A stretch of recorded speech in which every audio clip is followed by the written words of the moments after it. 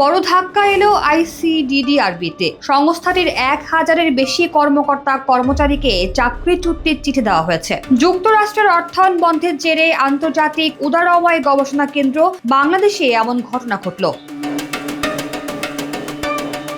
চাকরিচ্যুতির চিঠি পাওয়া এসব কর্মকর্তা কর্মচারীরা যুক্তরাষ্ট্রের আন্তর্জাতিক উন্নয়ন বিষয়ক সংস্থার অর্থায়নে পরিচালিত বিভিন্ন গবেষণা প্রকল্পে কাজ করতেন। সবচেয়ে বেশি কর্মকর্তা কর্মচারী কাজ হারিয়েছেন সংক্রামক রোগ বিভাগের যক্ষ্মা বিষয়ক কর্মসূচি থেকে।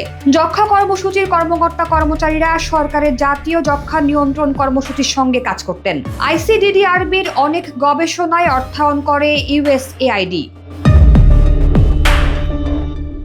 বার্ষিক বরাদ্দের ২০% বেশি অর্থ আসে ইউএসএআইডি থেকে। আইসিডিডিআরবিতে কাজ করেন ৫,০০০-এর বেশি গবেষক, কর্মকর্তা ও কর্মচারী। এর আগে ২৫ জানুয়ারি ঢাকার মার্কিন দূতাবাসের ইউএসএআইডির দফতরে চিঠি দিয়ে এনজিও বা তাদের কাজের অংশীদার সব প্রতিষ্ঠানকে সব ধরনের কাজ তাৎক্ষণিকভাবে বন্ধ বা স্থগিত রাখতে বলে।